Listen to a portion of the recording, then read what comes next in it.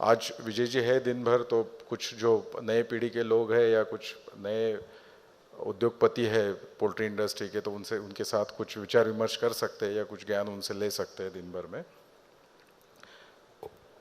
So I would like to invite one of the senior industry person who is always support for the industry and work hard for the industry, Mr. O.P. Singh. नमस्कार.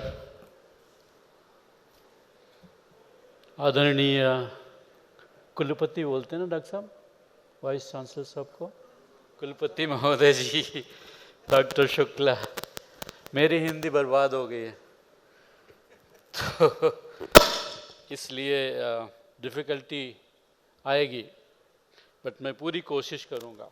खत्री साहब,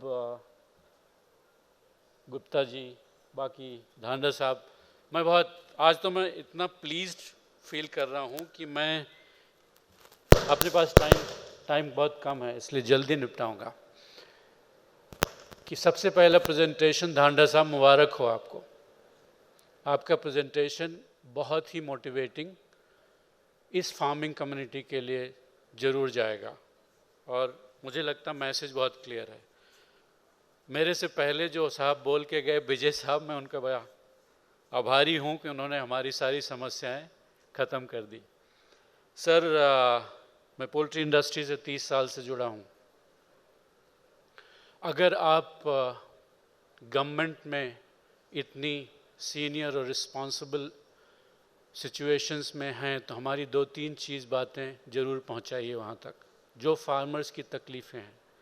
sir, हमारी input cast और working capital की problem पिछले 30 सालों से sort out नहीं हुई. अगर आपको फार्मिंग में इन्वेस्ट कराना है धांडा साहब जैसे, तो मेरा कास्ट ऑफ कैपिटल बहुत एक्सपेंसिव है.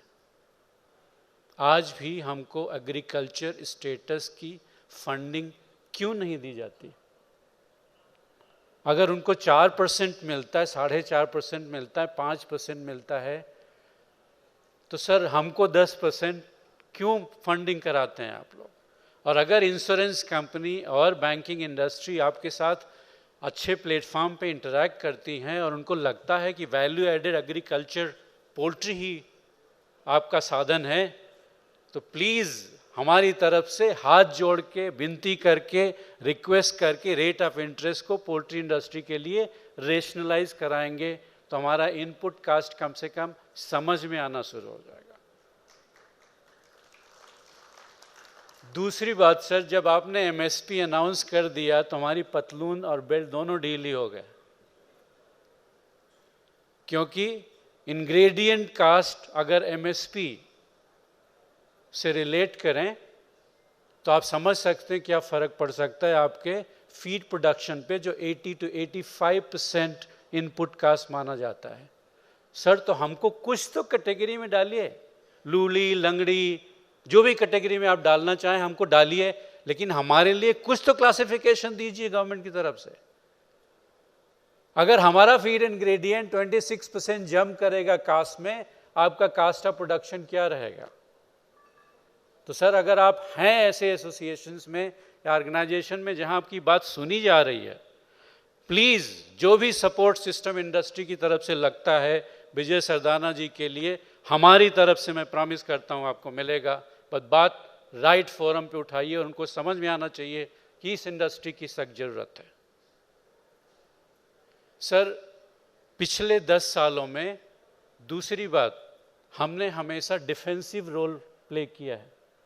हमारे सारे गवर्नमेंट अथॉरिटीज़ जब बाहर जाते हैं या हमारे सारे वाइस चांसलर्स जब अच्छी फोरम्स में बात करते हैं, 4th largest poultry producer, 3rd largest chicken producer in the world, how much money you have invested to market your product in the international domain? कितने एसोसिएशंस और रिप्रेजेंटेशन पिछले 10 सालों में आपने इंटरनेशनल ट्रेड में भेजे?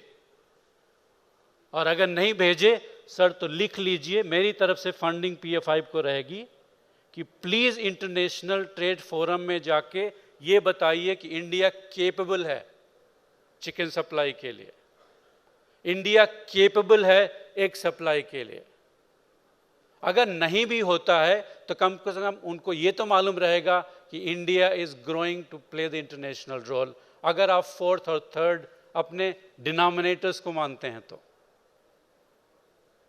फोर्थ, मैं जल्दी खत्म करूंगा सर, जितने वेटनरियन पोल्ट्री इंडस्ट्री से रिलेटेड हैं उनकी ये पर्सनल रिस्पॉन्सिबिलिटी बनती है कि प्लीज एडमिनिस्ट्रेटिव अथॉरिटी को इतना अपडेट कर दीजिए कि कॉक्सीडियोस्टैट और एंटीबायोटिक में क्या फर्क होता है,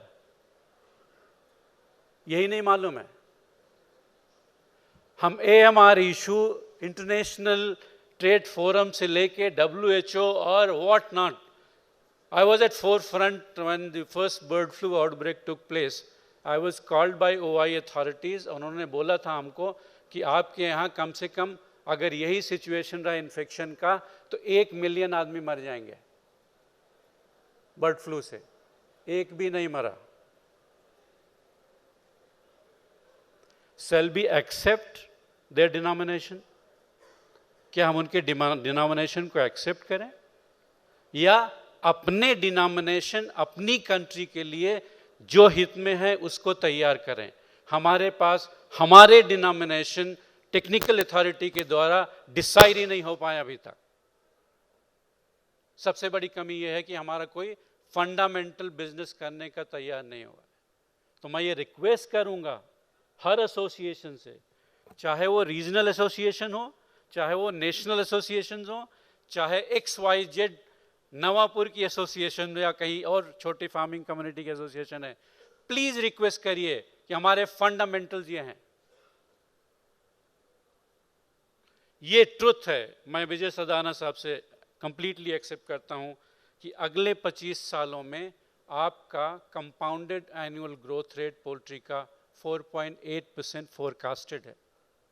आप ग्रो करेंगे और ये भी फोरकास्टेड है कि 90% जो ग्रोथ ग्लोब में पोल्ट्री का होगा उसका 60% ग्रोथ एशिया में होगा।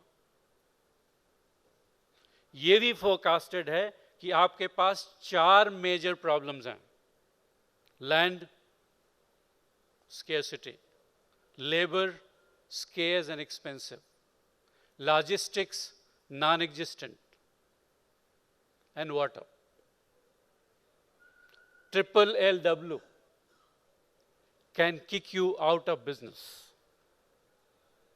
अगर सारा ग्रोथ पोल्ट्री प्रोडक्शन का फोरकास्टेड है अगले 25 सालों में, India, Africa, Iran and Indonesia, ये 4 मेजर प्रोडक्शन हब फोरकास्टेड हैं जहां पे पोल्ट्री प्रोडक्शन फोकसली ग्रो करने वाला है।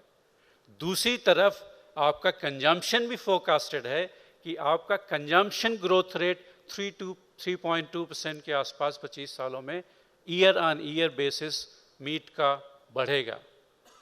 इसका मतलब बहुत क्लियर विजय जी ने बताया है, बहुत क्लियर है कि आप कुछ भी करें या ना करें, import of chicken meat you can not stop it. You just can't stop it, make any regulation. Your consumption will drive imports क्योंकि अपने लॉजिस्टिक इंफ्रास्ट्रक्चर नॉन एग्जिस्टेंट है।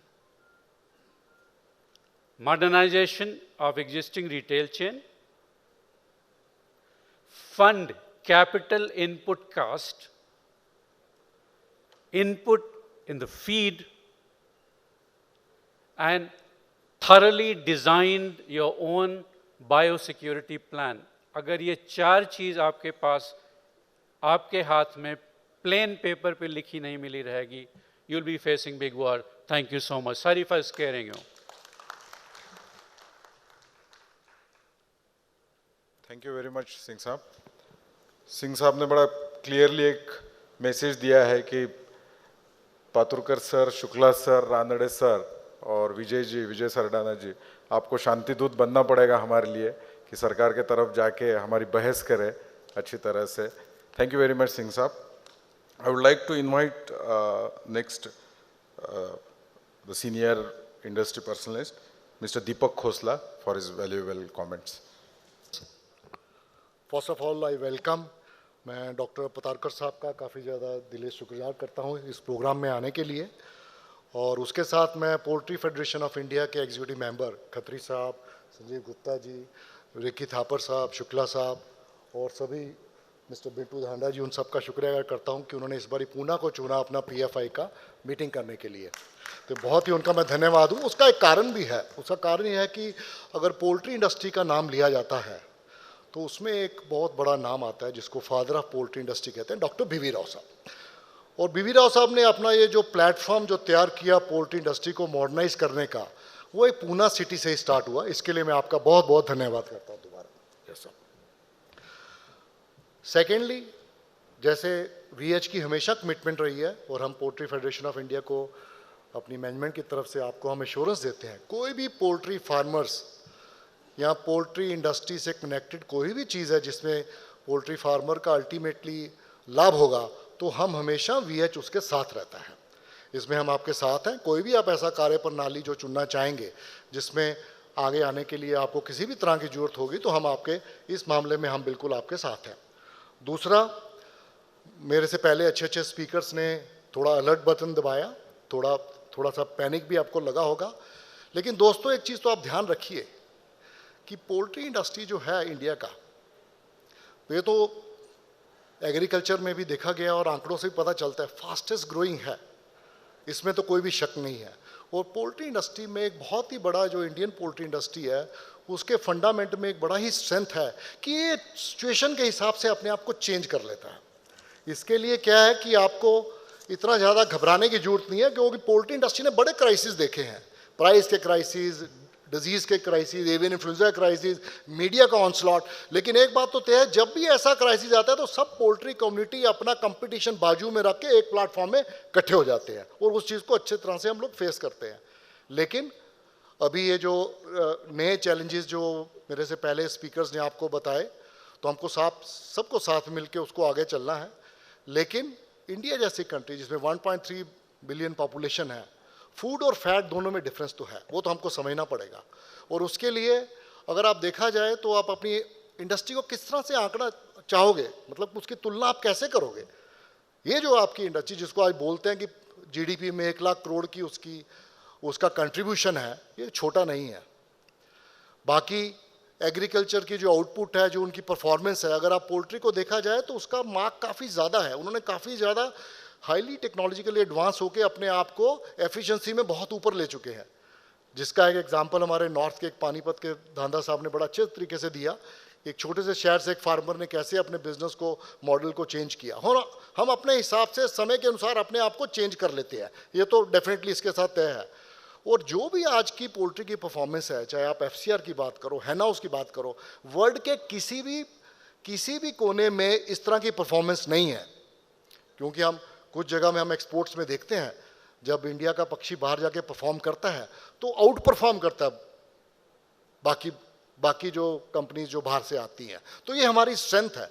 इस स्ट्रेंथ से लिए आपको इतना डिमोरलाइज होने की जरूरत नहीं है। चैलेंज आएंगे, हम उस चैलेंज को इकट्ठे मिलकर फाइट करेंगे। और ऑलरेडी इंडस्ट्री में साइलेंट रिवोल्यूशन चल रहा है। साइलेंट रिवोल्यूशन किस तरह से चल रहा है दोस्तों, अगर आप अपनी इंडस्ट्री में कोई बड़े इंटीग्रेटर या ऑपरेटर्स को भी देखिए, उसकी एफिशिएंसी, उसकी कॉस्ट ऑफ प्रोडक्शन को देखिए, उसके साथ उसकी तुलना उसके बाजू में एक मीडियम साइज इंडिकेटर को भी देखिए, दोस्तों उसमें कोई फर्क नहीं है। अगर इसके पास इकोनॉमी ऑफ स्केल है, उसके पास बेटर कंट्रोल सिस्टम है, इसके लिए इनफ डाटा इज एविडेंट। तो इसका मतलब हमारी पोल्ट्री से जुड़े हुए जितने भी लोग हैं, जितने भी लोग इसमें साथ एसोसिएटेड हैं, वो सारे बहुत ही रिस्पॉन्सिबल हैं और समय के अनुसार इकट्ठे होके गवर्नमेंट मशीनरी के साथ अपना पॉइंट्स रखते हैं, डिस्कस करते हैं और फिर हम लोग आगे बढ़ते हैं। तो वीएच की कमिटमेंट इंडस्ट्री ग्रोथ के लिए हमेशा थी, हमेशा रहेगी और आगे भी आने समय में रहेगी। मैं पोल्ट्री फेडरेशन ऑफ इंडिया का बहुत धन्यवाद देना चाहता हूँ। Thank you friends, thank you. Thank you very much Deepak ji. हमारी और एक बड़ी एसोसिएशन है आईपेमा, जो हर साल हैदराबाद पोल्ट्री एक्सपो करती है और वहाँ पे एक नॉलेज डे करके होता है, नॉलेज शेयरिंग का प्लेटफॉर्म बड़ा जो काफ़ी अच्छा उन्होंने स्टार्ट किया है। तो उसके बारे में कुछ इन्फॉर्मेशन देने के लिए मैं इनवाइट करूँगा उनके board of members of IPEMA mister Milind Limaye sir. Thank you very much, Sujit. Respected dais, including Professor Paturkar, Rameshji, and other dignitaries,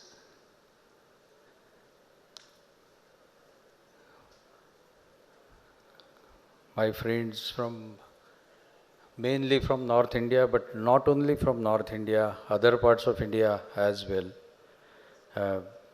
I am thankful to PFI for giving this opportunity to give you a small presentation about upcoming event of Knowledge Day in November. So, Poultry India under auspices of IPEMA has not only become a big brand in our industry, but I would say it has become a customary name for entire farming community all across the country. It will be a 12th edition of Poultry India, and the day before Poultry India starts on 28th of November this year, that is on 27th, Knowledge Day event will be organized at HICC Novotel in Hyderabad High Tech City. All of you know it very well. Every year on year, we are trying to bring to you the best possible talent from the industry, not only from our country, but all parts of world. And we try to share the knowledge which is really touching the life of poultry farmer today. So the idea is to really embrace the situation and try to learn from the situation, try to understand, to try to analyze the situation. So this year also we have taken a lot of efforts to bring in speakers who will really address the currently faced problems. 2-3 problems which have already been discussed. The first thing that is really threatening our industry is the perceived ban on cages, which is really a threat to industry, and we are trying to bring in speakers who will try to address this issue. They will try to really share their knowledge how to get over this problem. Another big problem, Mr. Vasant Kumar made a brief note of it about import of frozen chicken from other developed countries, and mainly dark meat, that is leg meat of chicken. And that is another threat to our industry, because WTO is going against us, and we have to get ourselves geared up for this problem. Where do we stand? Where do we go from here? So we are trying to gather some experts on how to deal with this issue. We are going to talk about commodities. Where do we stand? What is the future of commodities? What is the real situation with the waste disposal of poultry, because it is again becoming a hot problem.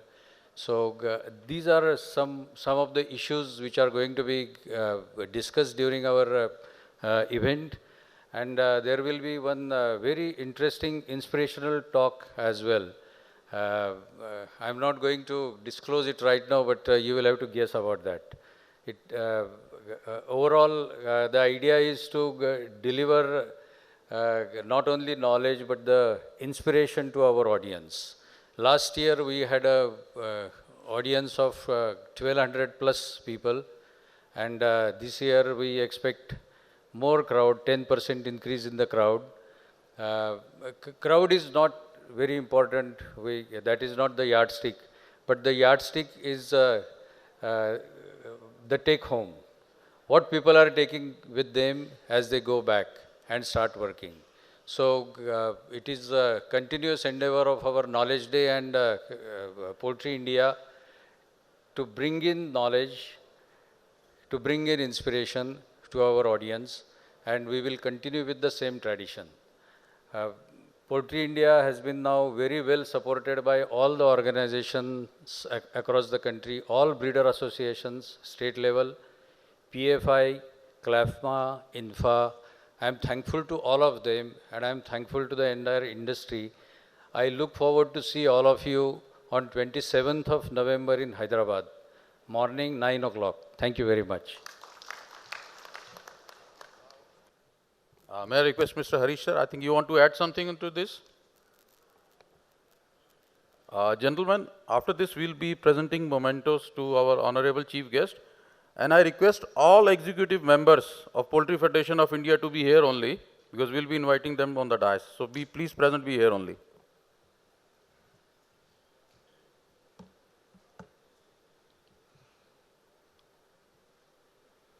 Paturkar sir, Shukla sir, Danda sahab, Gupta ji, Khatri sahab, Ricky, and all my friends. Right now, everybody has been talking about cage ban. Now, I just wanted to give you some more information on this, that some NGOs are not talking about cage ban. So, you know, it is nothing to do with banning the present existing system. That we have unnecessarily given this topic the name cage ban. It is not cage ban. It is only they are trying to tell us what should be the space given per bird in the box. So, there is nothing like cage ban. And the entire government machinery, the animal husbandry department is absolutely aware of this situation, and they have created a very good report, and you will see the difference, and they will for sure give you, on behalf of them, I would like to give them give you all assurance that there is nothing like this. And this is only talking about right now we are giving 60 or 65 square inches per bird, and they are trying to say that you would like to give 75 or 80, and then we are saying no, for us 72 is fine. And what they are trying to do is that make your box bigger so that bird can only flap their wings. So this is the only thing. It has nothing to do with the cage ban. It has nothing to do with the breeder, the facilities what we have, or the layer facilities. So I just wanted to brief you about this. That's all. Thank you. So we have last two speakers, and I request a quick comments from them. One of the most senior and famous personality we have, Dr. P.G. Phalke sir here, and I request he's very active on the INFA. So I request highlights a few things about the INFA. So I'd like to invite Dr. P.G. Phalke sir.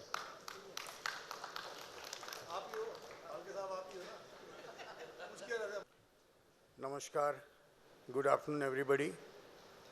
All the dignitaries on the dais and friends from the industry. This is unexpected invitation to come to the dais.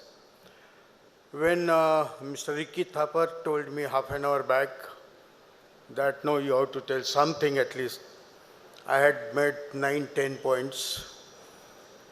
When Dr. Sujit Kulkarni came now 10 minutes back and told me, I found that out of 10, 9 points were already discussed and spoken. I just threw the paper in the pocket and said, okay, my role is over. When Mr. O.P. Singh came and he spoke, my 10th point also was over. Now, because the name is announced, I came here. I'd like to mention two things. Number one, very important point that was discussed during last 1.5 hours, that all associations should work together. Today also, you'll not believe, many people do not know it, but when people from 2 or 3 different associations, they go to the government or policy makers, they talk 3 different languages. Friends, let's stop it and let us work together. Who will lead is immaterial, but the farmers should get the justice, the industry should get the benefit of it. That is number 1. And number 2, very important, it is not important where you start your journey, but how and where and when you reach the destination. We have come a long way in poultry industry, but we have not reached the destination because of processing, marketing, and reaching the consumer. Let us focus on that, and next 5 years, let's work on the consumer. Thank you very much. Let's work together. भी बड़ों का presence भी काफ़ी important मायना रखता है, तो इतनी सीनियर पर्सनैलिटी है, वो आके गए, भले उन्होंने कहा कि काफ़ी बातें पहले ही सुनाई सब लोगों ने. Thank you very much Phalke साहब. As a last representation we have one strong association here who is representing a lot of people are association including myself, CLAFMA, I think you know very well. I request office bearer and executive director Mr. Raghavan to highlight in 2 minutes about the CLAFMA. I know I'm standing between you and your lunch. I won't take long. Respected dignitaries on and off the dais, everyone. It's really, I'm on behalf of CLAFMA and its office bearers and members, we appreciate this opportunity. CLAFMA is a 50-year-old organization, as you might know. Last year we celebrated our Golden Jubilee. And since then, we always work together with other associations, especially on issues which are not experienced in the past 10-15 years. I think the intensity and the number of issues that has been rising in the last few years, which requires common interest to be pooled, and at the same time, we should be speaking the unified language, which we are assured of. And there are issues that are motivated and propagated by people who have no idea about the ground realities of our country. Just wanted to quote one single example. We all know HSE. HSE in the Western language is health, safety, and environment. But HSE in our context is hungry, stomach, everything else. So that defines all our struggles, and that defines all where our focus should be in future. And CLAFMA, on behalf of CLAFMA, I take this opportunity also to invite you all, everyone, the other associations, academics, research, and our media friends to our forthcoming AGM and symposium at Goa, 7th and 8th of September. So we are looking forward to see you all again soon. And thanks for the opportunity.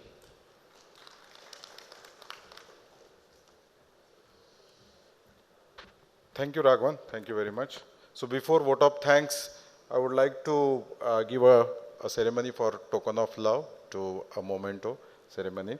I would like to request President Mr. Ramesh Chandra Khatri ji to hand over the memento to the Vice Chancellor Dr. Ashish Paturkar sir.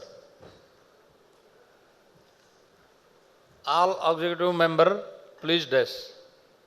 All executive member.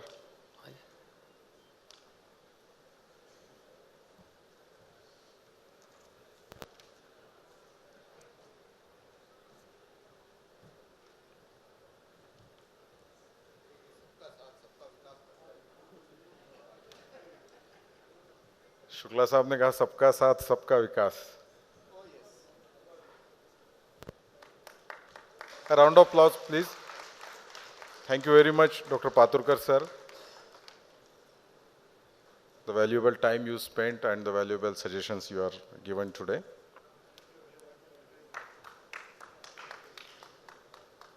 I request Mr. Ranpal Dandaji to hand over the memento to guest of honor, Dr. Pankaj Shukla sir.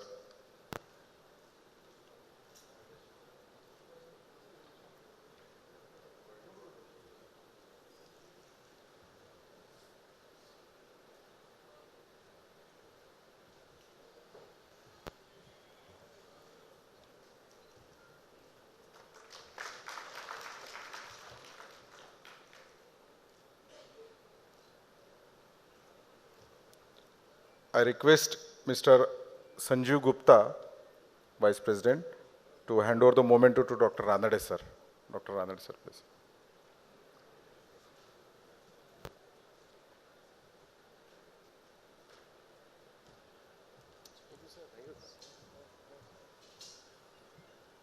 Thank you very much, Ranade sir. A round of applause, please.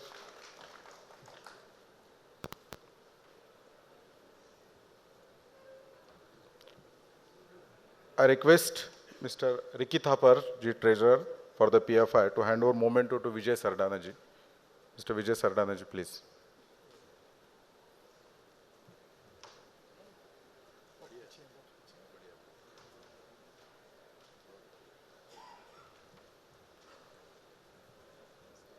Thank you Vijay ji, बड़ी अच्छी बातें कही आपने। हमेशा जब भी industry बुलाती है विजय जी आते हैं और अपना जो भी ज्ञान है। वसंत Kumar, May I request Mr. Vasant Sate sir to be here on the dais, please?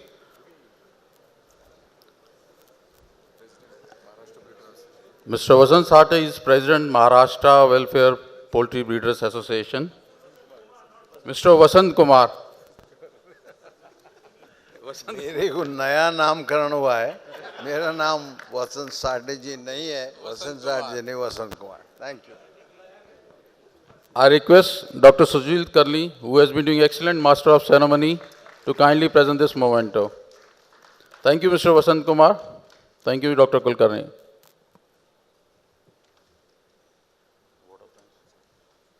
I request Mr. Neeraj Srivastav, our Vice President for the PFI for the East Zone, for vote of thanks.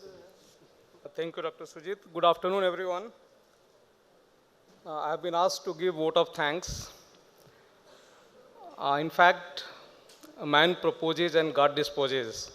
So I would like to thank first Almighty for making this our today's event such a grand success. सबसे पहले मैं उत्तर भारत और देश के बाकी कोने से आए हुए पीएफआई मेंबर्स का हार्दिक रूप से स्वागत करता हूं, क्योंकि आप लोगों ने आके इस आज के फंक्शन की शोभा बढ़ाई और इसको सक्सेसफुल किया। ऑन बिहाफ ऑफ पीएफआई, मी इथे उपस्थित सर्व पीएफआई मेंबर आणि प्रमुख पाहुणे व सर्व पोल्ट्री उद्योजक व फार्मरांना आजच्या कार्यक्रमाला उपस्थिती दिल्याबद्दल मनापासून धन्यवाद व आभार मानतो।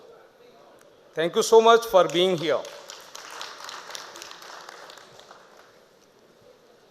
In fact, I have written many names here as an industry eminence to thank them for their gracious presence. But later on, I started cutting each names because I found all those dignitaries on the dais to come and speak. So my sincere thanks to all those people, but still I would like to mention the gracious presence of Dr. Chin, who was one of our industry, who is related with the poultry industry of India quite a long time. The magnitude of such a big and huge event is not possible without support of the sponsorer companies. So from my deep of heart, a big thank to all the sponsorer companies who has made this today's event a big success. I would like to thank the press and the media people for making their presence and giving a best coverage of this event year on years together. I would like to thank my industry colleagues also. I could see many people who are sitting here and making their presence in spite of their busy schedule. We started our today's session with the President address. I think Ramesh ji के बारे में बहुत कुछ बोला गया है। हम लोग जितना भी इनको बोलें उतना कम है, लेकिन पीएफआई को इस लेवल तक लेके आने में रमेश जी का बहुत बड़ा योगदान है। Ramesh ji, thank you so much from on behalf of all of us for making PFI again a big success. हमने आज एक ऐसे स्पीकर को पहली बार सुना जो हम सबके लिए अविश्वसनीय था। इनफैक्ट जब हम लोग इस प्लान की डिज़ाइन कर रहे थे तो एक नाम आया कि क्यों नहीं एक प्रैक्टिकल पोल्ट्री एक्सपीरियंस के बारे में सुना जाए। तो सबसे पहले हरपाल जी का ध्यान में आया उन्नत फीड से। दूसरा सबसे बड़ा चैलेंज आया कि हरपाल जी को स्टेज पे बुलाएगा कौन। एटलीस्ट हरपाल जी को पहले थैंक यू कहने के पहले मैं बिट्टू जी और रमेश जी को वापस थैंक्स करना चाहता हूं for making this practically possible हम सब लोगों के लिए कि हमने हरपाल जी को उनका लाइव एक्सपीरियंस सुना। आई थिंक उन्नत फीड को और ग्रुप को एक छोटी शुरुआत से सफलता की इस ऊंचाइयों पर ले जाने में इन दोनों लोगों का बहुत बड़ा हाथ है। Harpal ji, thank you so much for coming here and addressing the whole gathering and sharing your experience. I think we were lucky to had one of the most and dynamic and young Vice Chancellor of Maharashtra Animal and Fisheries Science University, Dr. Professor Ashish Padurkar. So sir, we are really not only glad and obliged, but thanks for accepting our invitation for being here as a chief guest. And I think Dr. Sujit has already made you the board of an advisory board of the PFI. So we really thank from our deep of heart for your gracious presence and honoring us for this today's session, sir.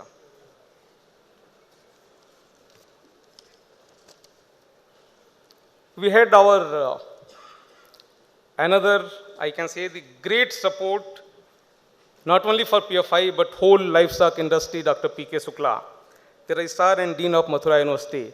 So Dr. Shukla, sir, we are really thankful and we are from deep of our heart and on behalf of all the members of PFI and office bearer for your gracious presence and accepting our invitation to be here, sir.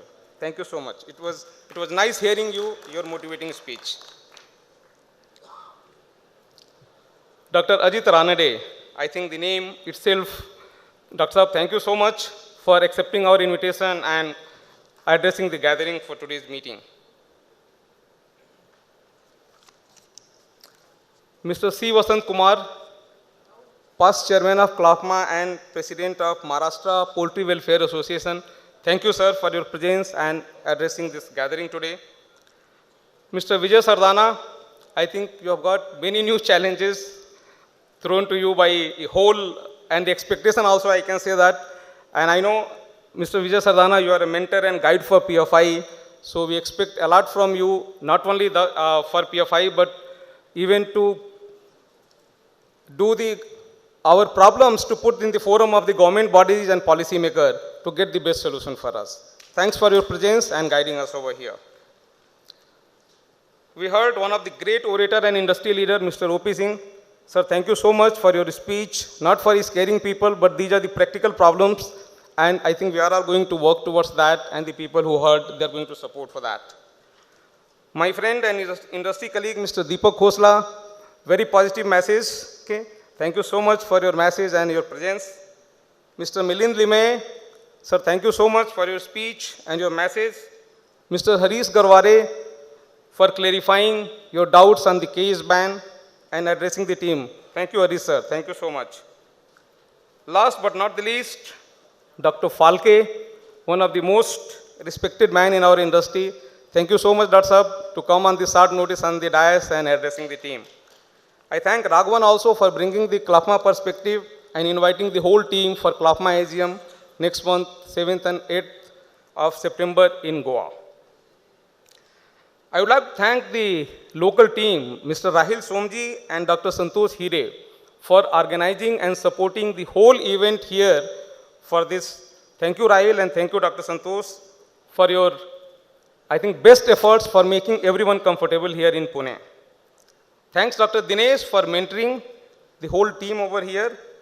And thank you, Dr. Sujit Kulkarni, for a great, not only accepting as a convener, but conducting the whole seminar and the show. At the last, I would like to thank my PFI office bearer. So I'll just take their name. To start with Mr. Sanjeev Gupta, Vice President, PFI, Head Office. Mr. Ranpal Danda, Secretary. Mr. Ricky Thapar, Treasurer. Dr. Kapil Manwal, Vice President, North Zone. Mr. D.S. Subramaniam, Vice President, South Zone. Dr. Vijay Makhija, Vice President, West Zone. Dr. Dinesh Kumar Arora, Vice President, Central Zone. Mr. Satish Pal, Chairman, PFI Working Group. Dr. Anup Kalra, Executive Member. Mr. G.S. Chima, Executive Member. Dr. Pawan Kumar, Executive Member. Dr. D.K. Day, Executive Member. Dr. Sachin Ingewar, Executive Member. Mr. Selvan Kannan, Executive Member. Dr. Sirish Nigam, Executive Member. Dr. Dinesh Bhosle, Executive Member. Dr. Jitendra Verma, Executive Member, Dr. Sujit Kulkarni, Mr. Devendra Pratap Singh, Legal Advisor, PFI, Mr. Vijay Sardana, Advisor, PFI, Mr. Ashok Seth, and Mr. Dinesh Arora. Thank you so much. Now, we are going to break for lunch. Talking about how you can reach out to the urban audience through e-commerce. So this time we are thinking rural. So we have a specialist speaker who can share certain insights on the rural marketing. So I'm sure all the speakers will give you some thoughts which you can take back and implement in your day-to-day life. So without any further ado, let me introduce the first speaker. So Dr. Anand Khandwekar, he is going to be the first speaker. His topic is on NSP analysis of feed grains in Indian subcontinent and its impact on the gut health. This is a very vital topic touching upon the nutrition and how we can best extract from the available nutrients. A very brief things about Dr. Anand Khandwekar. He is a broadly experienced bioengineer and has more than 12 years of national and international experience in the areas of biotechnology and bioengineering, such as enzyme technology, bioprocesses, biomaterials, and tissue engineering. He has a doctorate in the biomedical engineering. The Poultry Federation of India and its organizers for giving this opportunity to speak on a quite an interesting topic which is relevant to all of us, that is the role of the indigestible fractions, mainly focusing on the non-starch polysaccharides and how they can impact the gut health and performance. Basically, globally, if you see, the protein needs are increasing. The reason being India as well as China, which are the two most populous nations, with India on par to surpass China, not lately, but by 2025 or 2030, as per the latest UN projections. With the exploding population, as well as the growing per capita income, we are going to face a further increase in protein demand. When we say protein demand, it basically means affordable protein for common man.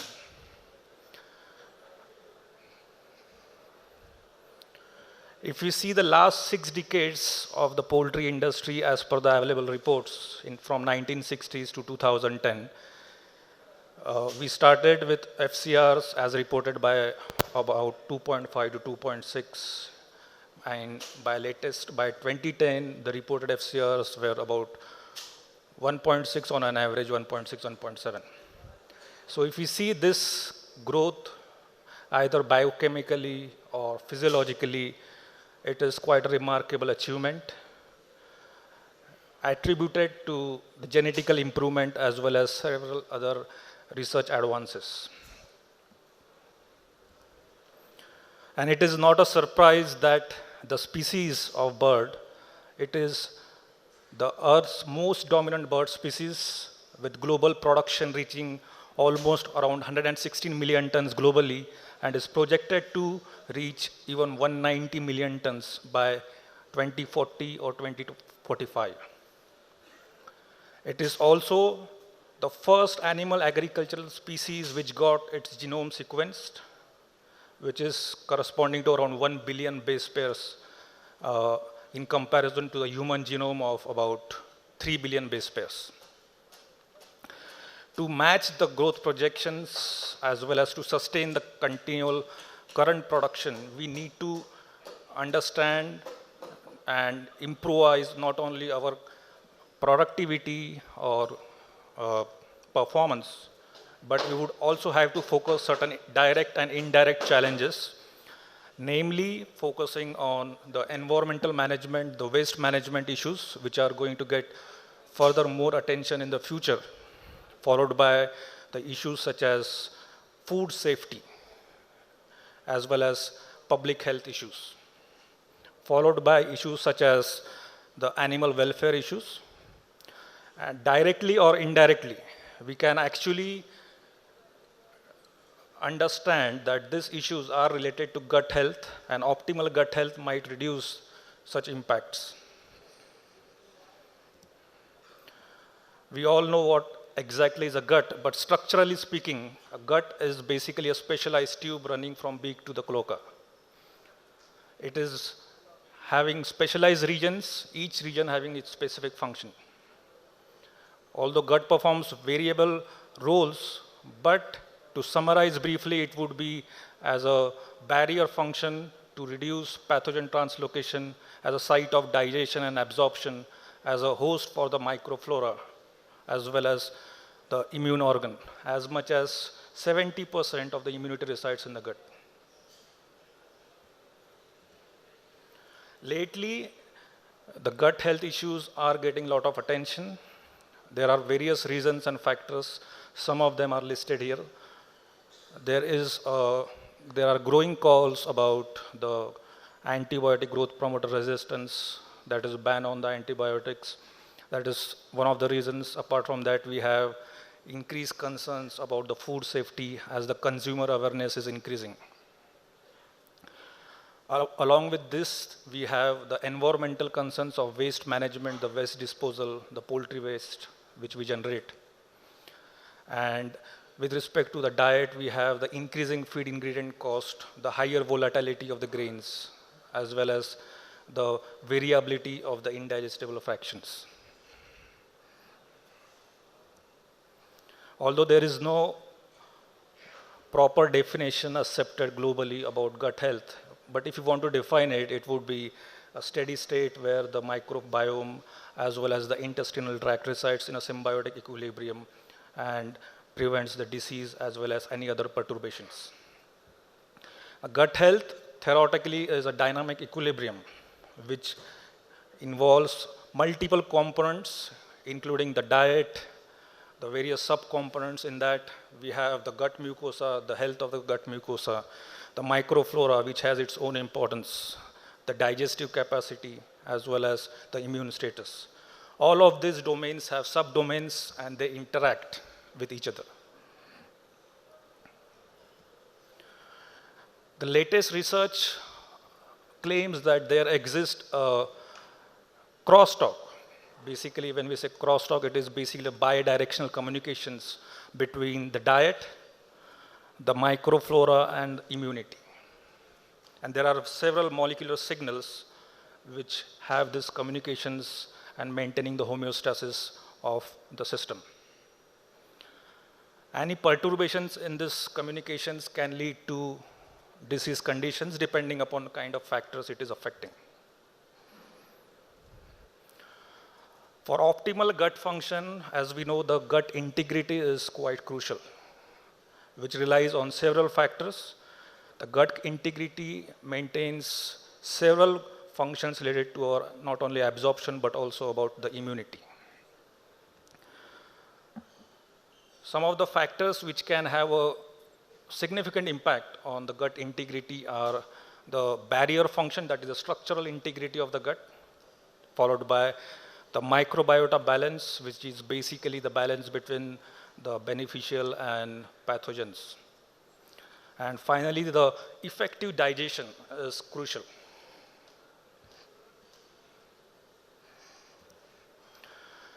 These are some of the symptoms of gut health issues which we have encountered. There might be several other also, but to summarize it, it would be paste event, food pat lesions, loss of pigmentation, poor uniformity, frothy cecal droppings, as well as in layers we might have dirty eggs. Theoretically, there are several factors which can impact gut health.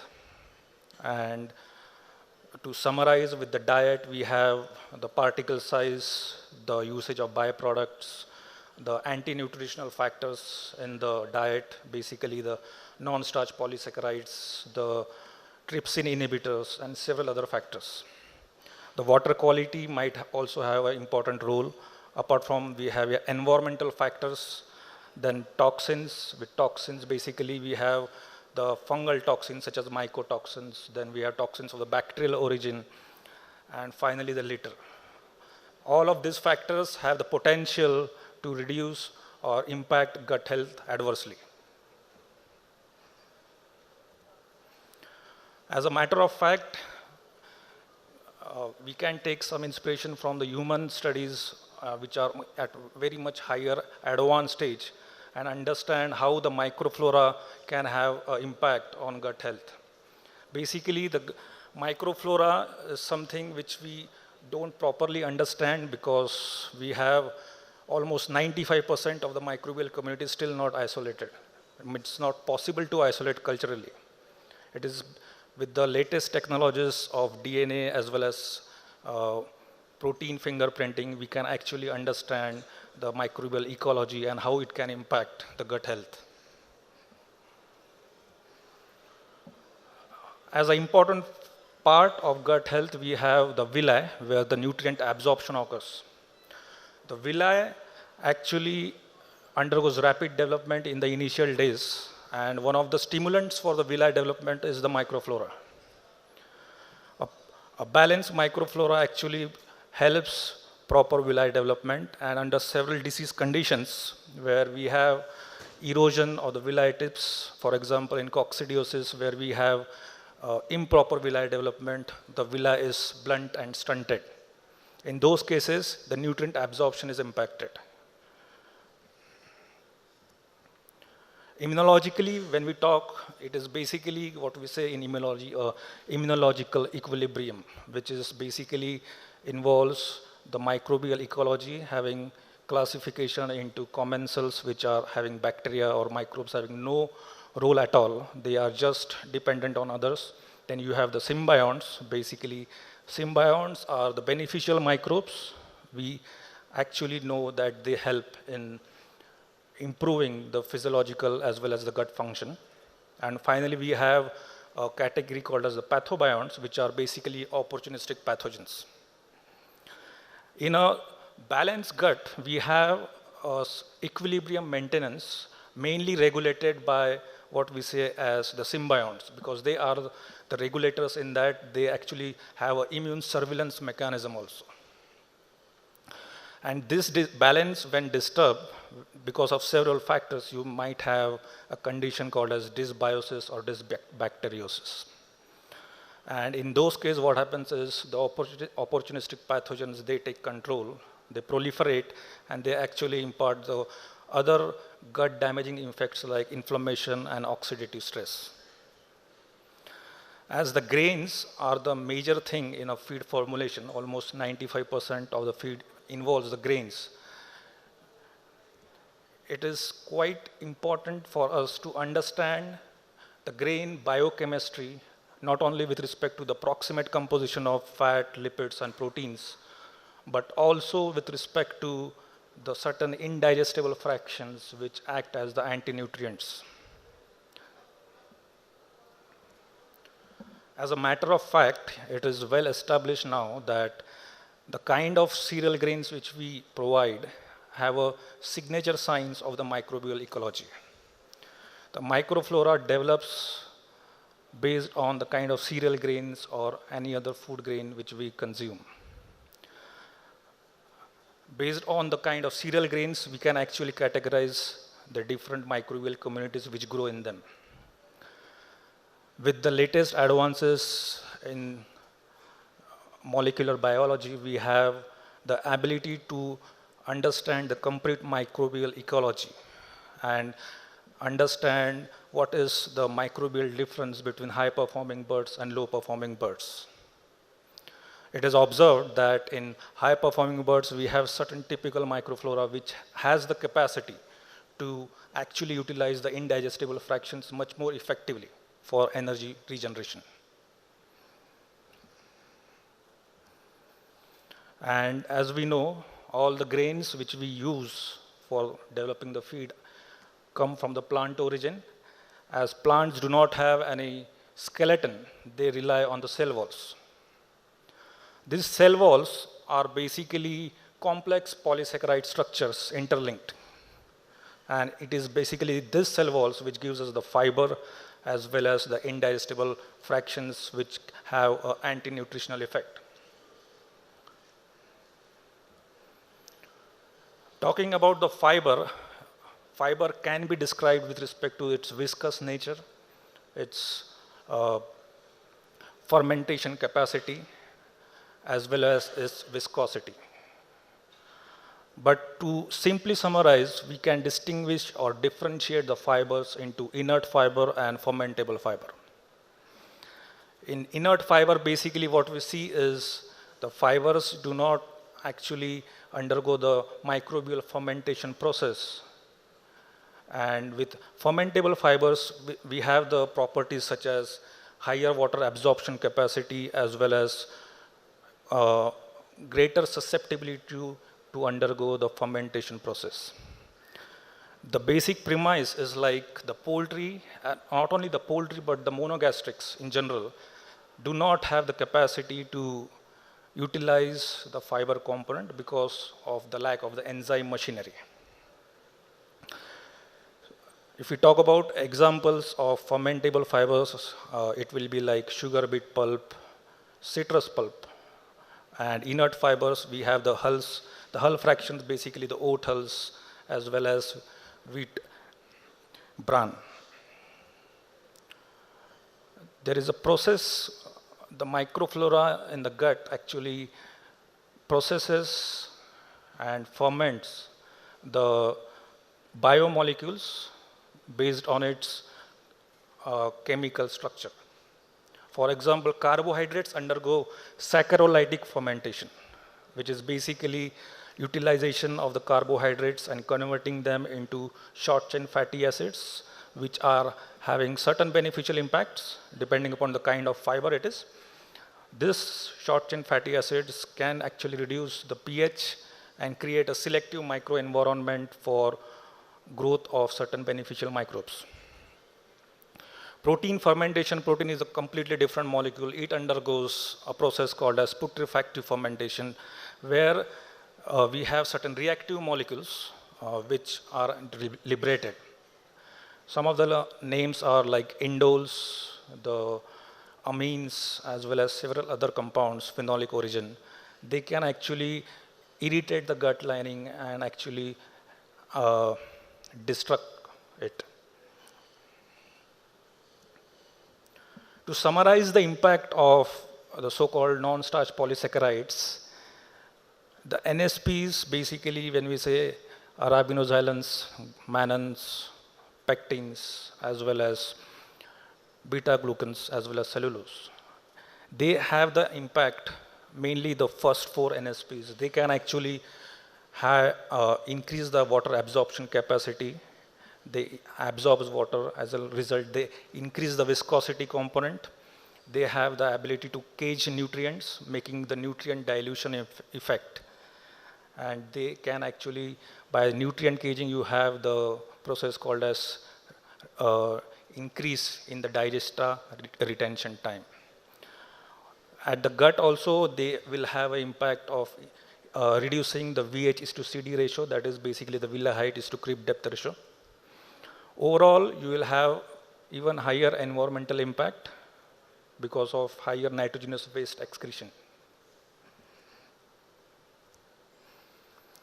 To summarize the mechanism of NSPs, basically these NSPs can have the ability to cage the nutrients, such as important biomolecules of energy like starch, then protein, as well as lipids.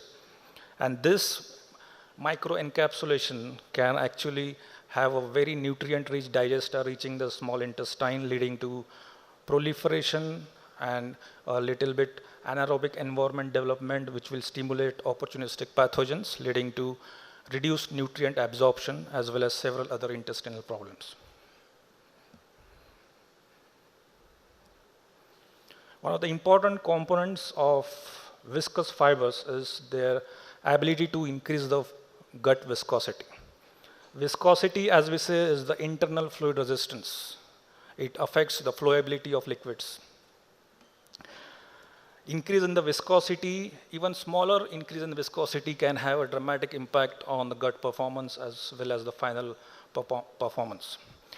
In poultry, for example, increase in viscosity can lead to reduction in the digestibility, which can give a nutrient-rich digester for higher bacterial activity.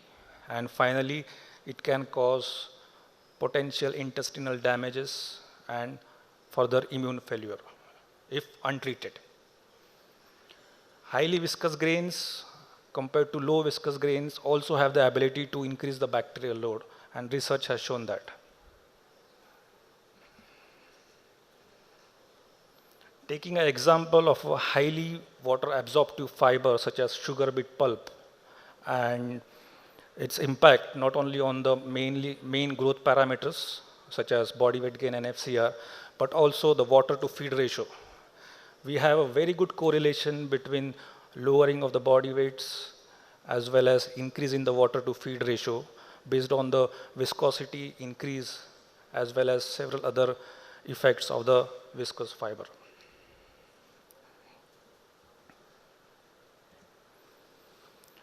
NSPs also have the impact of diluting the nutrients. They can actually lower the absorption and bio-utilization of lipids, proteins, as well as starch. But there exists a significant correlation between the bioavailability of lipids and the higher NSP percentage. The reason being, higher NSPs and higher viscous nature can have impact on lowering the fat emulsification. NSPs, in this case, we have the example of DDGS, which is having a complex NSP profile, having arabinoxylans, mannans, and pectins. Incorporation of DDGS can actually, if untreated, we can have a reduction in the ileal amino acid digestibility as well.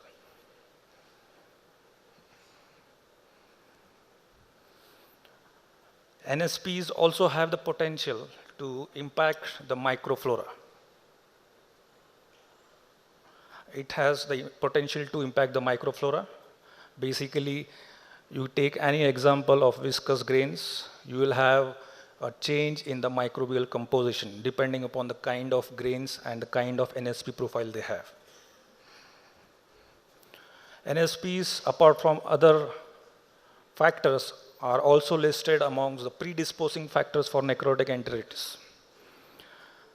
Apart from mycotoxins, higher animal protein diets, coccidiosis, NSPs also have the potential to impact the proliferation of necrotic enteritis, that is the organism causing it.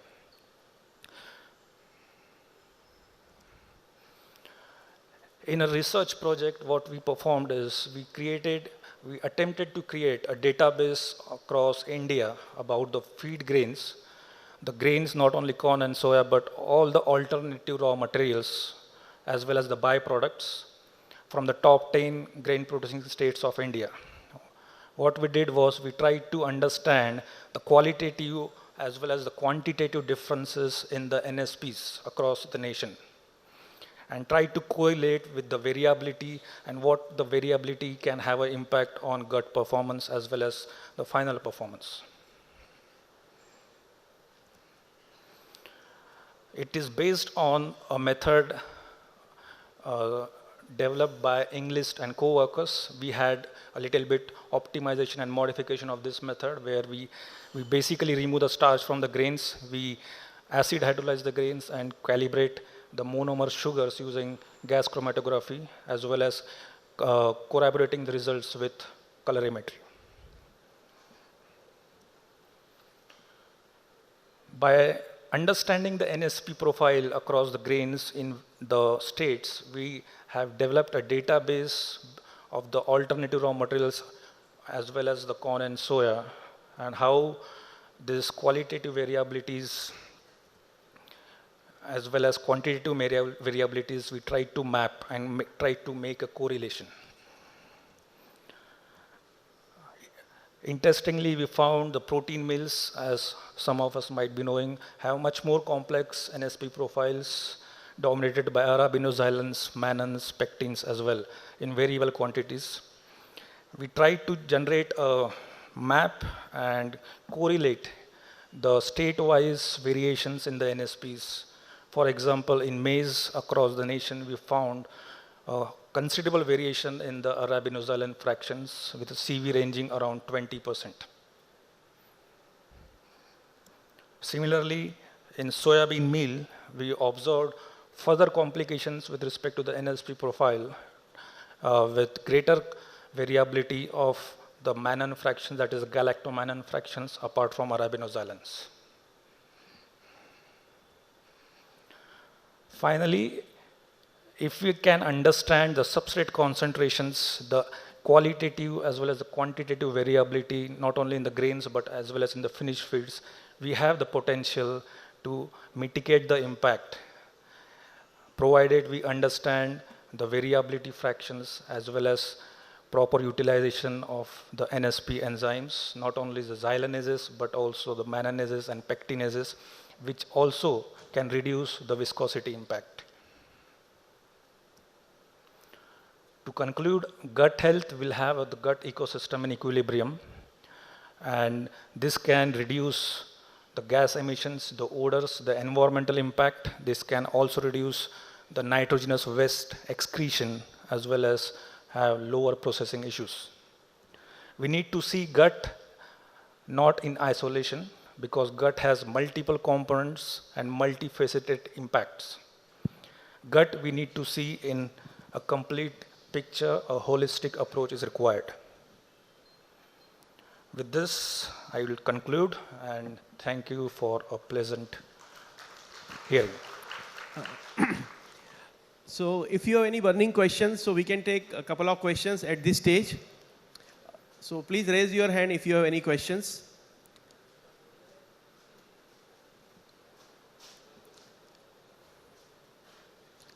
In case not, we'll continue. Dr. Anand is with us. Okay, doctor, you have a question.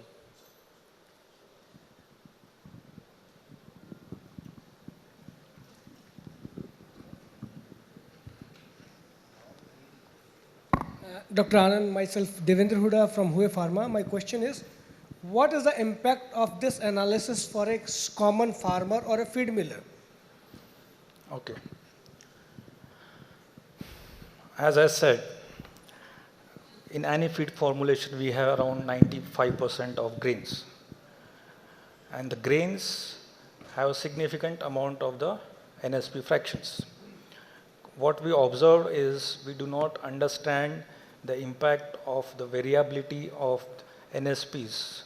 It is not about using enzymes to tackle them. It is about understanding their impact and quantitatively understanding how the variations in these fractions have the potential to reduce the gut performance as well as the final performance.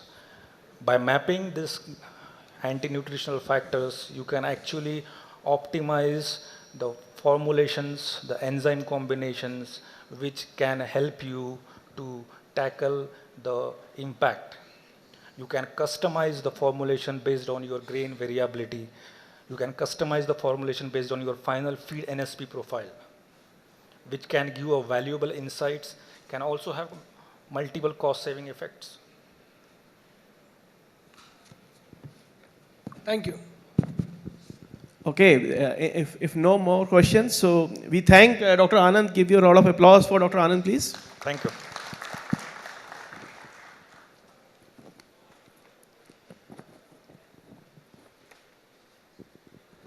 So moving next, we have a very interesting presentation lined up. It's coming from a very outside-in perspective, coming from a financial sector person.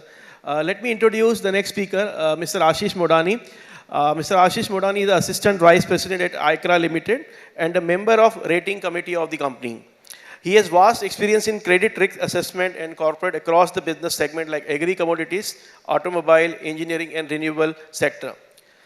He also BTech degree in Electronics Communication Engineering from NIT, Calicut, and Masters in MBA from Nursing Manji Institute, Bombay.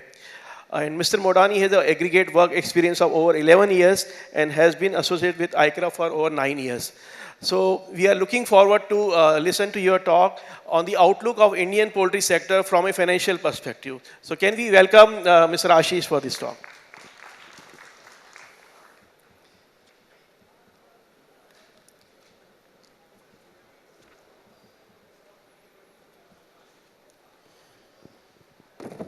Thank you, Mr. Makhija. Good afternoon, everyone. I know it's post lunchtime, so everybody is being drowsy. I will like to keep it a little bit interesting and more useful for everybody over here. Like we're all about finance. If we don't, if you're not interested in finance, at least we are interested in share market. So we get some insights over here, right? So my agenda will be, I will talking about the macroeconomic situation and livestock sector, specifically about poultry sector here, and our outlook on the same. If you see, the Indian GDP growth rate has been impacted during demon, and also there was some aberration during Q1 of last year, that is Q1 FY18 because of destocking ahead of GST. But post that, the industry is recovering very well. And like last year, we have grown around 6.7%, and currently we are estimated around the growth rate of 7.1%. And one should appreciate that even 7.1% may look low, like the recent newspaper heading of 10%, it's coming on a very high base. So we are growing at a pretty strong pace. And the few interesting thing is, one of the laggards in this particular growth story in the past few years has been the agriculture sector. And because of the government push on the rural spending on the agri with hike in the MSP rates, the agri sector is also doing pretty well. And that is also showing traction. And why this is important for you? See, when you don't have money, you don't eat chicken, you don't party, right? But when you have money, you go to the restaurant, you enjoy, you spend. And so if economy does well, your disposable incomes improve, you start spending, and when this spending happens, it benefits all industry, including poultry or livestock sector. So this is about GDP growth. When we talk about inflation, so how inflation hurts you? So RBI has already raised repo rate by almost 50 basis points over the last 6 to 8 months. Now, this going forward, we are estimating this core inflation rate to be range bound around 5%, and that is pretty decent. So we are not expecting any major rate hike over the next, let's say, 1 quarter. So this is pretty strong news for all the corporates. So they are actually facing some kind of pressure because of rising yield, and that could impact their profitability, at least because of the rising interest rate. So these two very well. So my inflation is under check, and my economy is doing pretty good. So these two will definitely drive the strong disposable income going forward. And the third thing is the depreciation. While we talk about the rupee depreciation, it hurts many places, but one place where it will benefit you is exports. The export competitiveness of sector improves when the rupee depreciates. And since India is a net, like we don't hardly export anything and we don't import much in the poultry sector, so it may not be meaningful for you. But going forward, export is one area which everybody should focus, and that is our belief also, because going forward, you are going to face some kind of import threat from US or the developed market when there is anti-dumping rule will go away. So once that goes away, you have to start looking at the depreciation rate or the foreign exchange rate. But what we feel is export is the one area which should be focus area for all players, including the poultry feed manufacturer. Now coming specifically to the livestock sector, so if you see a chart over here, while share of agricultural farm sector has been declining, the share of livestock sector in the overall agriculture sector is increasing. So basically what I am saying here, what the government is saying here is the livestock sector is growing at a much faster than the underlying other sectors like the grains or the fisheries. And if we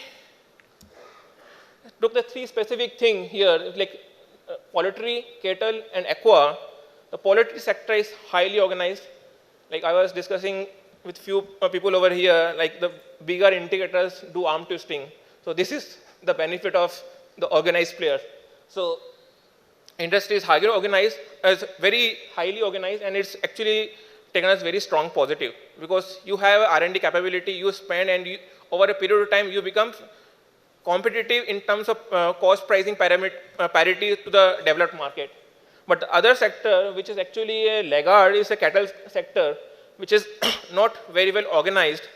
And for a feed manufacturer or feed supplier over here, what we are seeing that compound feed for the cattle could emerge as the fastest growing segment because the traction or the penetration there is very low. But on the poultry side, we are very, very optimistic. So this is a brief snapshot of the Indian, of the poultry industry.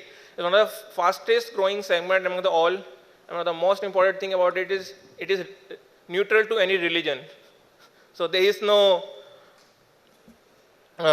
issue about this particular sector.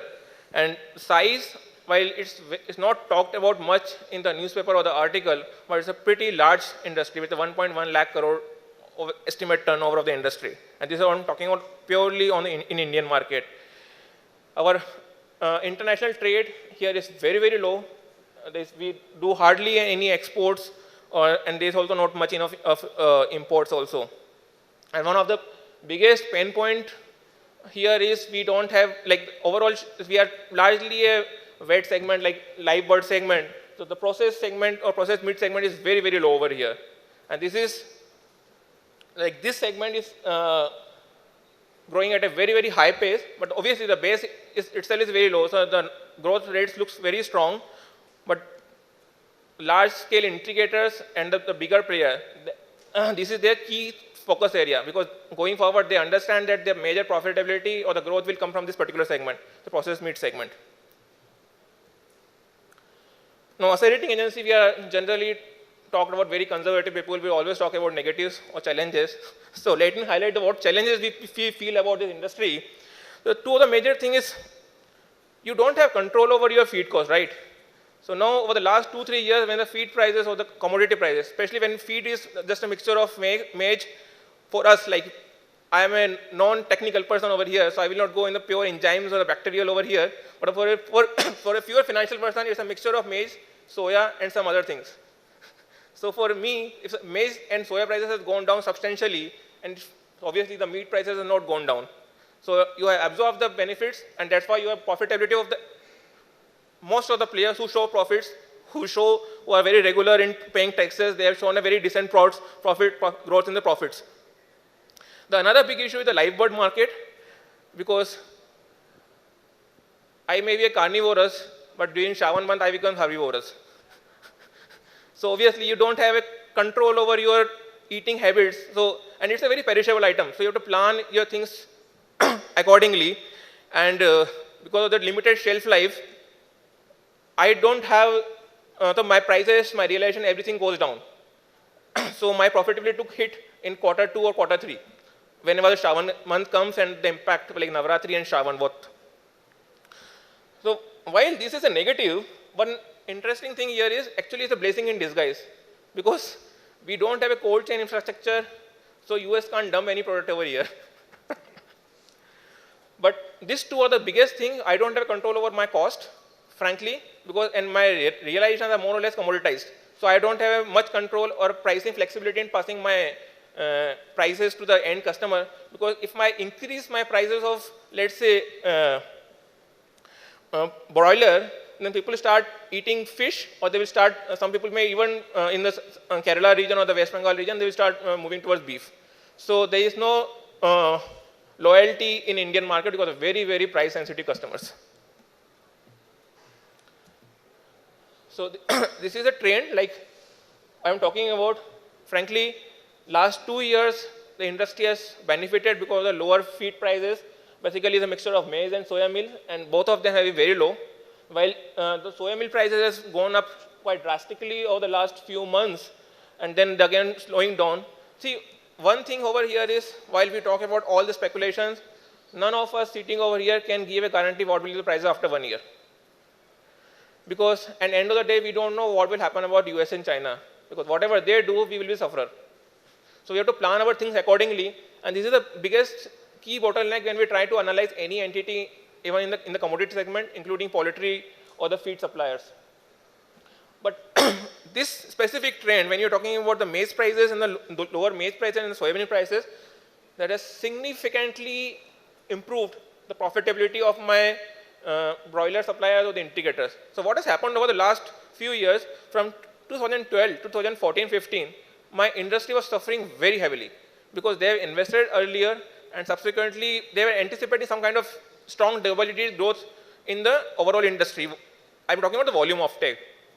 But because of the slowdown in the economy, and as well as subsequent increase in the feed prices, I don't have a pricing flexibility. So there were a few quarters in where the industry was actually incurring contribution losses. So when I'm talking contribution losses, their input cost was more than their output or realization. So the industry was bleeding heavily.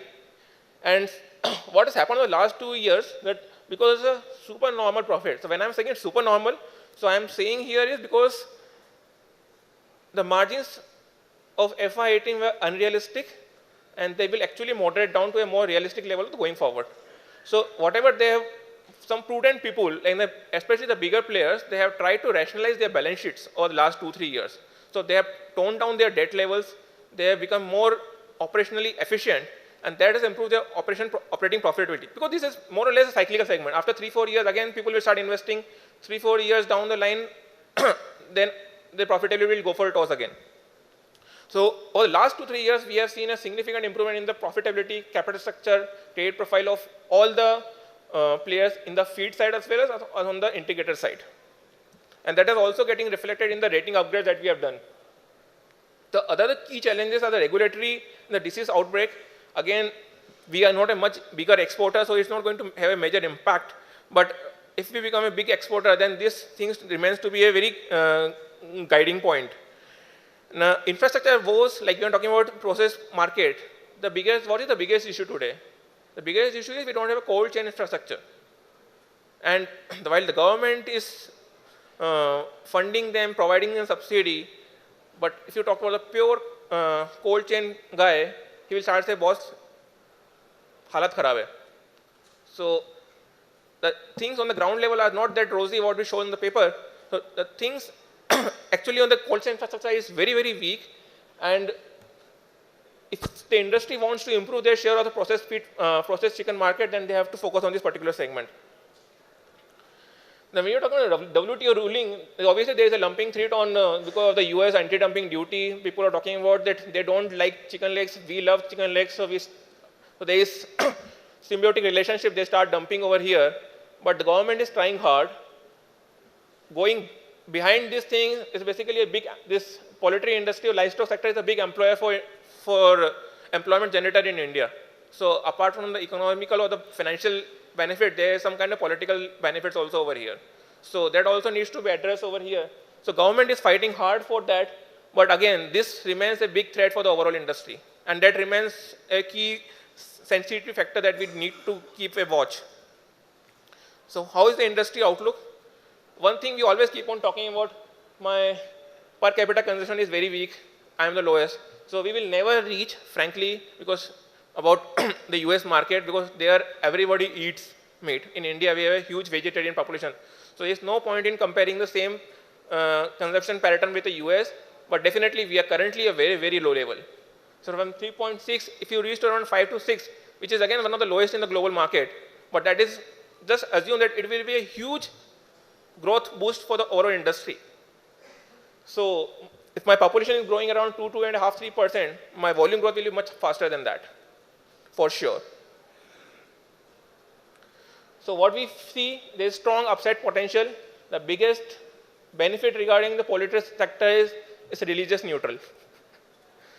So whoever belongs to any particular community, all of them love to eat chicken. So we are anticipating 5 to 6% growth in terms of broiler volume, which is pretty healthy. And the overall, in terms of volume growth, see, revenue growth is a function of realization as well as your volume. So my volume will grow by around 5 to 6% or 7%. And over and above, there is some kind of improved realization. And also, because of the higher processed meat segment, my volume growth in the industry is likely to remain around 10 to 12% region. So that is our overall growth estimate for the industry. And specifically about the margin trend, what we see and what we feel. See, if the more you make profits, it's good for everybody. What on the realistic scenario, what we anticipate is the margins have actually reached at a very unsustainable level, and they will moderate. So it's not a panicking thing that they are starting declining, but they are actually reaching a more realistic level now. So that's what we anticipate of the going forward now. Thank you. So in the hall, if you have Ashish has any questions? Any questions for Ashish? Yeah, we have one question. You can pick up the mic, it's kept near the camera. Hello? Yeah. Hello? Yeah. Okay. What we've noticed probably in the last 4-5 years is the industry's become more regulated. The industry's moved from individual farmers to more integrators. Could you also share some figure of what proportion of this industry is now insured? In terms of what I mean to say is, since now the industry is moved to integrators, it is more regulated in terms of the technology, the science, and other aspects. So can you also throw some light on what proportion of this industry is actually insured now? Because we face a lot of issues when we approach various insurance companies in terms of getting insurance, because this is basically a commodity-driven market. So I don't have a specific number regarding insurance. What we like to say is, don't mix regulations and integrators per se. Regulations are not specifically driven by integrators. So basically, when you have to start competing with the international, still India is a very, very protected market. So once you started actually competing with the international market, you have to follow several regulations. And we are actually, as a India, as a nation, we are signatory of various international regulations. So we have to adhere to that certain regulations. So that is coming from the international market. It's not driven by integrators. Now, integrators are well placed because of changing time, because of their financial muscle. They are well placed to take the advantage of that.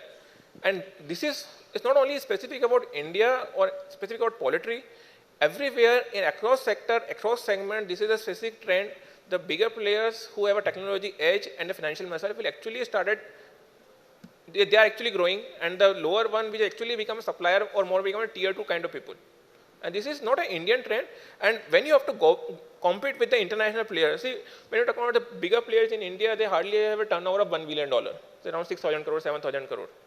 In international market, when you compete with a player like Tyson or others, they are still a very, very, like the kind of scale an Indian company will be having 200, 300 crores of turnover, a similar kind of competition they have to face with the international players again. No, what I'm trying to ask is, what segment of this industry that we are talking about today is able to get insurance for whatever businesses that they have?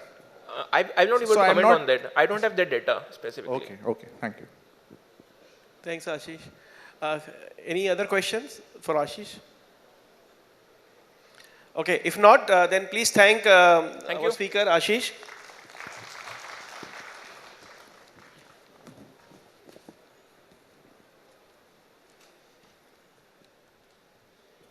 I think the more exciting topics are lined up now. We have a topic, a very burning topic, and I think it will be very interesting for us to learn from a practical aspect. The topic is on impact of housing system in broiler breeders. So we have a speaker, Dr. Ajay Deshpande, with us. So very short brief about him. So he is a veterinarian. In 1992, he passed from Parbhani Veterinary College, and he has worked in the Tarkeshwara hatcheries in different roles of increasing nature until 2000s. And he's also started his consulting services up till 2004 in the poultry management side. And he started his own enterprise in the 2004, and he has been experienced of working with different breeds. And recently he's being expanded to a contract broiler farming up to 2013. The figures are 1 million placement per month. And very proud to share that a veterinarian, his own enterprise crossing turnover of more than 150 crores. So let's hear from his insights on housing system impact, please. Can we give a round of applause for Dr. Deshpande? Good afternoon, everybody. I'll start with the first slide. Please read it. The Delhi High Court, in the case of people for animal, what are it mean? The court's judgment is, birds have fundamental rights, including the right to live with dignity, and they cannot be subjected to cruelty by anyone. Human beings have no rights to keep them in small cages for the purpose of their business or otherwise. Most of the people, poultry industry people, they must be experiencing since last 3-4 days what is the trending news in industry is broilers should not be carried in cages. They should not be housed in cages. The people who don't know the industry, they are framing rules for the poultry people. So that is very unfortunate. Because these people, you can say these welfare, animal welfare people or PETA people, they don't know exactly what the industry is. And they are framing rules for the poultry people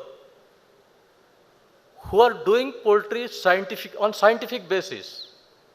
And they are improving year after year the housing conditions for the birds. So this is just picture. Look at in 1970, how was the broiler and what is the broiler, what you are hearing today. This is a meat yield. What I flashed these two slides only because how we evolved this breed from 1970 to 2018. There is tremendous improvement in genetic potential. So what are the contributing factors for this achievement? It's genetics, nutrition, and third is management, that is housing system. So here my point is, my presentation starts with the housing system. Because this development would not have been possible unless and until we rear them in cages. So I was fortunate enough to work with pure line breeding companies for quite some long time. And I have gone through all the procedures of selection procedures. In pure layers, for instance, there are two types of housing systems. One is pedigree housing system and one is individual cage housing system. We have to maintain rigorous records in pure line poultry birds. We have to be accurate in record keeping, which is not possible in pedigree pens. What this pedigree pen means is a compartment and birds are housed on deep litter of 10 females and 1 male, where it is very difficult to keep a track of individual birds' performance. While in cages, we can have a detailed performance sheet of that particular sire and dam, both. So this development could have been possible only because we are carrying out genetic selection rigorously with accurate data. That's why we have reached to this level. So let's look back at the history of poultry farming. Earlier it was a backyard. Then we started breeders on deep litter. Then we started brooding growing on deep litter and then shifting them into birds into the cages. Then we started brooding on deep litter, then growing and laying in cages. And finally, we settled at brooding, growing and laying in cages. We are very much comfortable with this system. Why we are comfortable with this system? Because we are getting benefits out of it. We are able to keep diseases at bay. We are able to control the salmonellosis-like diseases which are of zoonotic importance. The communicable diseases which could spread through saliva of the birds, we avoided that one. So my point is, my presentation aimed at and is for the people who don't know poultry industry, these welfare people and PETA people who are now trying to dictate industry because of, without any knowledge or half knowledge, I can say. So why this transition has happened from deep litter, why we moved to cages? Let's look back at it. We achieved complete coccidiosis control. In breeders, with a lot of stress by feed restriction, breeders were subjected to heavy coccidiosis outbreak. So losses were enormous in coccidiosis outbreak. So by rearing birds in cages from day 1 to liquidation, we have got a complete control on coccidiosis. Second is salmonella. Almost we could eradicate salmonella by changing the housing system of the birds. We could achieve more uniformity, better health of the breeder birds, less disease outbreaks, good hatchability in breeders, better chick quality, more hen house hatchable eggs, less cumulative feed consumption per bird, and ultimately sustainable business. We are into the industry to earn money. We are here to do the business. There are some photographs about deep litter house system, which is old one, and these are the cage birds. So I drafted out different points, how this housing system has an impact on productivity, profitability, zoonotic diseases. I included animal welfare also. Human also, nevertheless, is very important. Antibiotic usage and environmental pollution. Let's go one by one.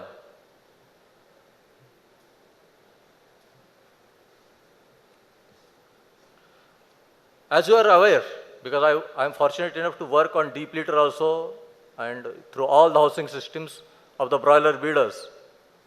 So I am very comfortable in housing my birds in cages because I can improve my livability of my birds by 5% almost, hen house hatchable eggs by 5%, hatchability by almost 5 to 7% minimum. And this is just economics for your illustration. If suppose all over India 4 crore PS placement is there, by increasing liability, how much you are able to save? By including hen house hatchable eggs, how much you are able to save? And by improved hatchability, how much you are saving?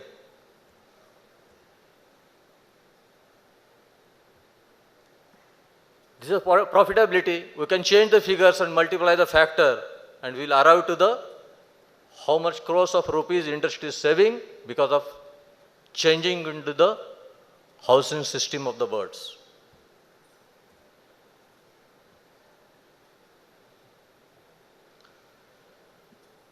The health of the bird, it is very important.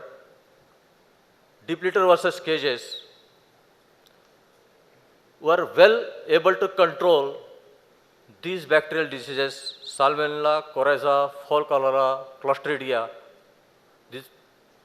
Out of this Salmonella and Clostridia, they are of zoonotic importance. Zoonosis means the diseases which are communicable from animal to the human being. So for instance, Salmonellosis, by deep litter, there is rapid spread of Salmonella. In cages, we can isolate the positive birds and cull them at right time to avoid the spread of the disease. Coryza on deep litter, you see, Coryza spreads by the saliva of the birds. So if bell drinkers are there, we can have an easy spread of the disease amongst the flock. The fall cholera, this is also a bacterial disease which can variable communicators can be spread very fast on deep litter than cages. In cage system, you know, we have nipples. So there is no question of spreading the disease or communicating disease from one bird to another.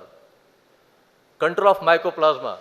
Nowadays, mycoplasma is becoming a very tricky problem because this initiates other diseases also.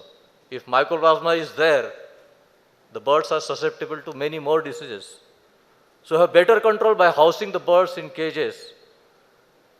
Then protozoal diseases, just like roundworms, coccidiosis also, we have eliminated this one. Control of parasitic infestations. And on deep litter, there are issues which this animal welfare should be well aware of. Because of the bad litter conditions and all those things, there is very chance of getting bumblefoot to the birds, and there is every chance of cannibalism among the birds.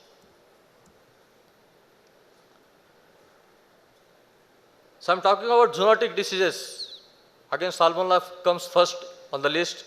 The Staphylococcus, Streptococcus, and Clostridia. We could be able to control these diseases well in cages than the deep litter. I've presented our slide here, foods that are associated with salmonella outbreaks in humans. So which food contributes how much? So 29% of the salmonella outbreaks in human beings are attributed to chicken, 18% from eggs, and surprisingly, 13% also come from vegetables and fruits. So this is data, international data. So coming back to the animal welfare, deep litter versus cage birds. We are keeping birds on deep litter doesn't mean that we're taking care of their welfare. On deep litter, broiler breeders on deep litter because they are already hungry. Only one animal is there on the planet which we keep throughout their life hungry. That is broiler breeder. That is the broiler breeder. So because of this hunger, they are put under a lot of stress. So there will be a lot of aggression amongst the flocks, and the social order has been created in the flock. So in cage breeders, there is no question of aggression because we are putting or confining these birds to the specific space only. On deep litter, there could be forced mating. In cages, there is artificial insemination, so no question of forced mating. Deep litter, more health issues are there. In cages, very minimum are there. Bacterial infections, less likely in cages. There are more prone, deep litter birds, they are more prone for bacterial infections. And zoonotic diseases, where we can very well control them in cages. Let us go to this aggression, how it happens. The aggression on deep litter birds can be between the roosters, between males, between rooster and females also. And this happens because of competition for feed and sexual behavior. What this sexual behavior leads to? This sexual behavior leads to the forced mating. And what is this forced mating? On deep litter, there is always fear in the females about the males because males are very aggressive. They run after females for their sexual desire. And they put a lot of stress on the females. So if you look at the females on the deep litter, which are performing at its peak production, females, they guard themselves in a group and don't allow male to enter into their herd for the fear and stress from the males. And what this lead to? This leads to forced mating. Hence are under stress. There will be decreased number of matings. So males are put under more stress, and this results into the damaged plumage of the females and damaged skin of the female.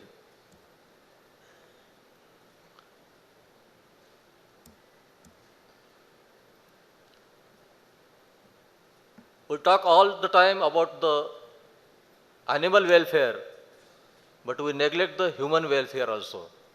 Because in different systems, there are many occupational hazards. For example, on deep litter, there is a lot of dust is there. So workers who are working with the birds, they may have some allergic diseases like bronchitis, then asthma. Lot of ammonia gas is created on the deep litter, which is also very hazardous to the human beings. I will come to the antibiotic usage. Definitely, and everybody will agree with me that by rearing birds, broiler birds on cages, we are going to achieve clean eggs and better chick quality. This will definitely lead to the decreased usage of antibiotics, which you are claiming right now. And as because the health will be very better because there is no direct access to the feces. in cages, because on deep litter birds are always have access to their own feces, which is again against the welfare activity. So also less communicable diseases. I'm talking about the environmental pollution also. On deep litter, we can't control the ammonia as that of on cages, because cage houses system is still evolving. We are going into battery cages, and removal of the litter is very easy, and we are converting this litter into biogas very successfully, and many people are practicing it and going into that one. So that way we are eliminating or minimizing the environmental pollution.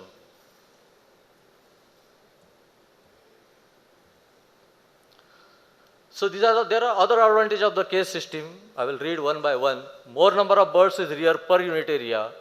So in the scenario of land scarcity, to house more number of birds, it requires more land. So in less space, we can house maximum number of the birds. This facilitates correct maintenance of records, which is needed for the sustainable business. This helps in identifying poor produce and prompt culling. In cages, we can identify non-layers or diseased birds, and we can cull them promptly. It controls vices of the poultry cannibalism and egg eating. It helps in production of clean eggs, removal of stress factor, prompt steps to control feed wastage. The cage method of housing is ideal for the area of moderated climate. Ours is a moderate climate. We can't copy that of European countries because they have only 2 seasons. Then feed efficiency and egg weight were better in cage birds than the laying flock under deep litter system. So these are another advantage of the cage system. So this animal welfare people, on one hand, they are talking about welfare. This antibiotic usage, government is talking about less AGPs. On one point, we are talking about affordable protein source and feeding to the masses, about food security and all those things. And at the same time, this animal welfare people, they are talking about animal welfare and cage ban. So these are all contradictory factors. So the forum like this, PFI, these PFI members, they are very aggressive. They know the impact of this housing system very well. So I urge these PFI people, authorities, they should, in collaboration with the state level associations, we should prepare our draft of rules and regulations on our own, and they should present the government in a strong possible way, so that whatever uncertainties we have in mind about the case, we have invested crores on infrastructure, capital investment. And if some fine morning, if somebody says, from this year to that year, we have to phase out the cage housing system, so that will become very difficult for us. And we poultry people, we don't awake unless and until our ass is on fire. So I urge PFI people that they should work in tandem with the state poultry associations and give the correct message to this poultry welfare people and altogether the government, and should come with a better solution. Thank you for your attention. Thank you. We have time for questions, so if somebody has the burning question, they can ask.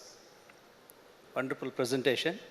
I think earlier somebody else also mentioned it is not about the cage ban.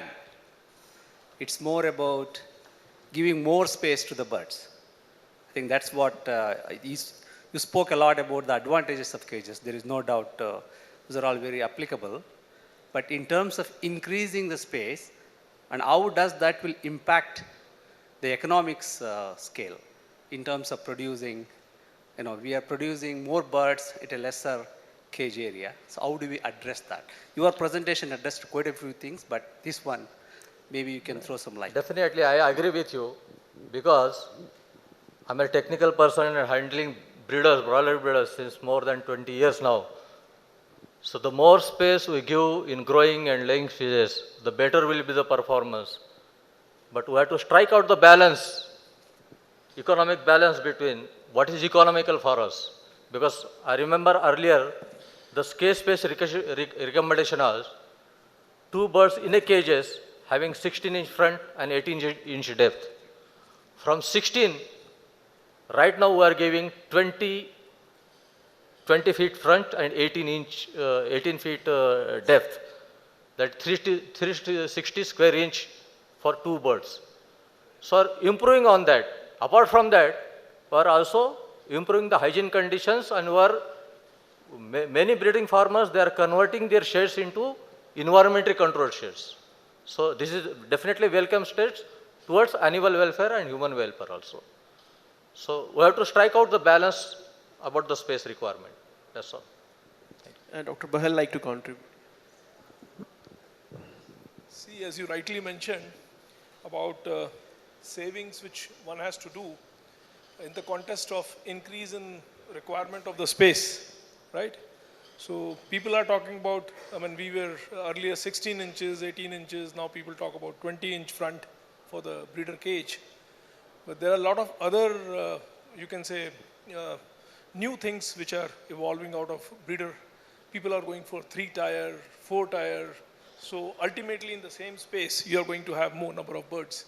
So that is already being, I feel, in the race. A lot of people are going into 3-tier, 4-tier. We have 4 tiers also, and it's a successful story. So we can definitely compensate that little increase in the space of the breeder cage. Harishji, you want to say something? Harish sir.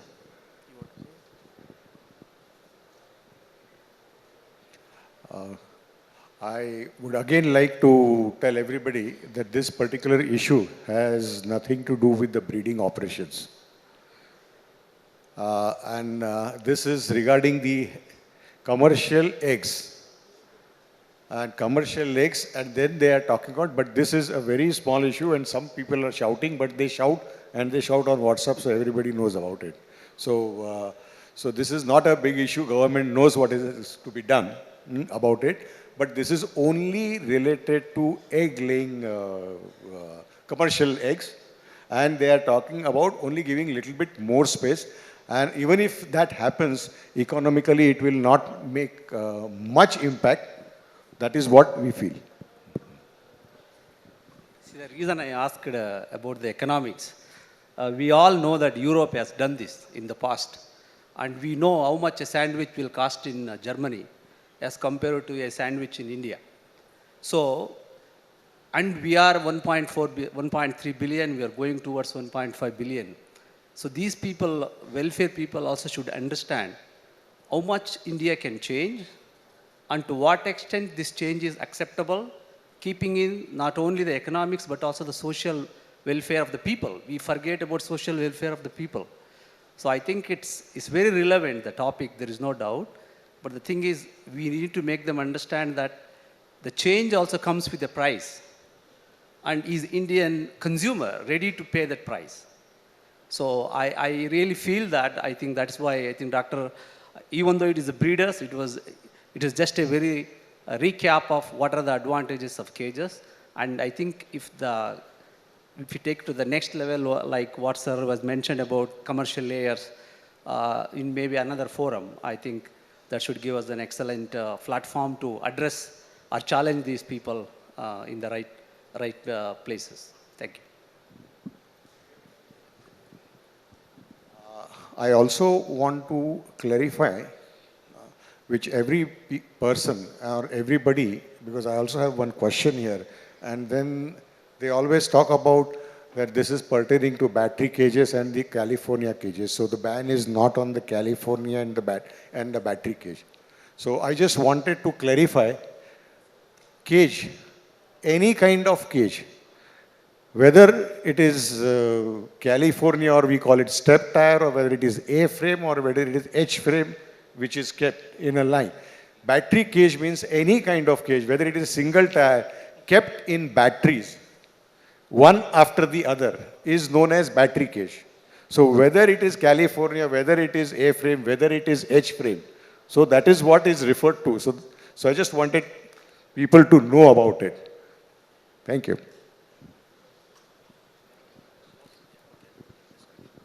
Okay, so Dr. Deshpande sir is with us throughout the day, and we can have further interactions with him if you have any burning questions.